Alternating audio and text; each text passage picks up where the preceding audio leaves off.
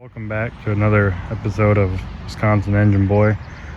Tonight, I forgot to make a little video of my Memorial Day parade setup. Took it to one parade yesterday and planning on a few more, so done some tinkering, figured I'd take it out for another test drive.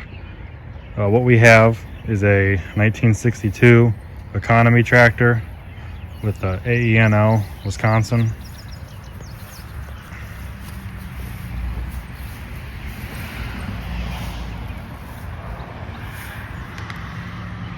And what I'm towing is a 1959 Lindsay 33A compressor with a THD Wisconsin. Compressor is rated for 33 CFM.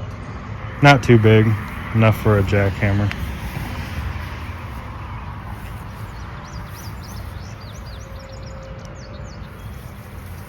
Pretty neat.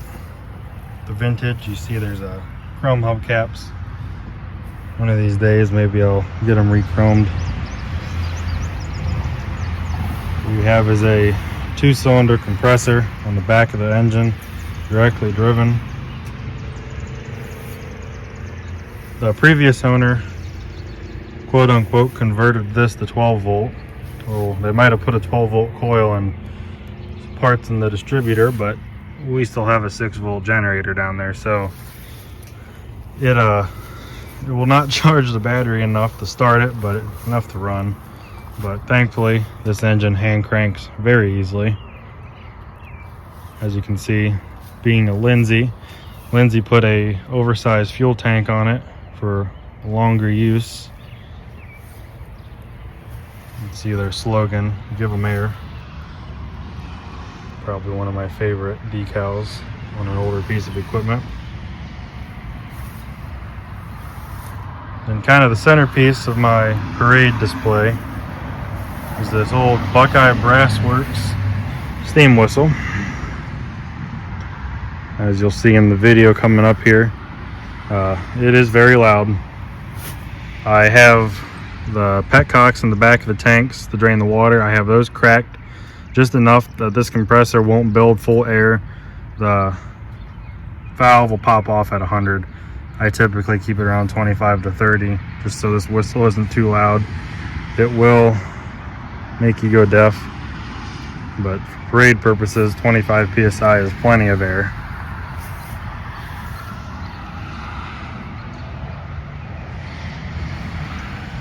Somebody has welded a ball hitch on the front of this. Should have a clevis. One day I'll put that back. Took a truck hitch, made that work. Very easy to do with this style drawbar.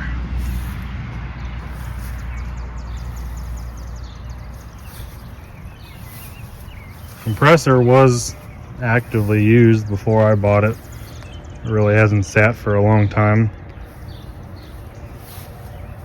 We have one of the servicing dealers of it. I'm not sure if this is original, but at one point it came from here.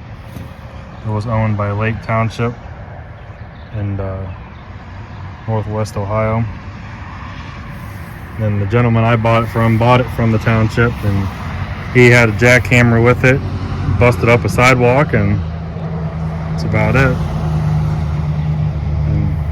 I've been looking for one for a while and came across this one, and you know, with these Lindsays it's kind of hit or miss if you're going to get a good one, because the oil pumps in the compressor side would like to fail, and you know, usually doesn't get caught in enough time, and once that trashes the compressor it's pretty much done.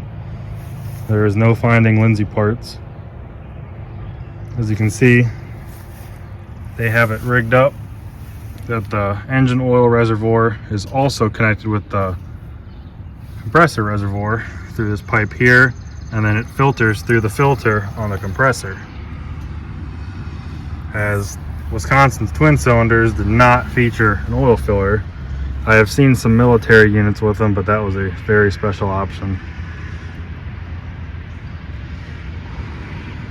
Not sure if that's the best way to do it, but it has worked since 1959.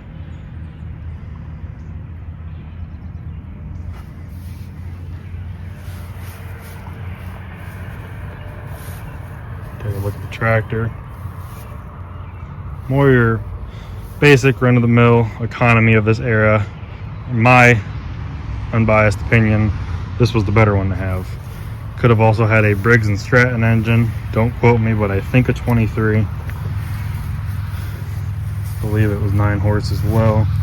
But in my eyes, the Wisconsin powered one was the way to go. Obviously, it's a more heavier duty engine.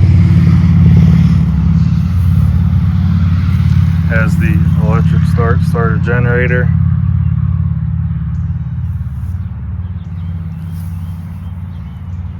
Could have had 2 transmissions on these, same one front to back.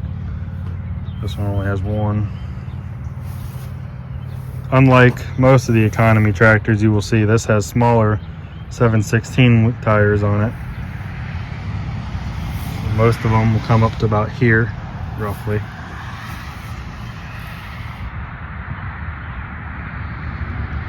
Pretty neat homemade tractor looking muffler. A previous owner has once added. Kind of cool. Gives it a neat look.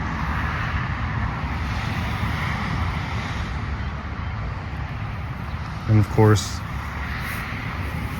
all vintage tractors need an irrigation pump co-spinner. It is gold in the garden tractor community.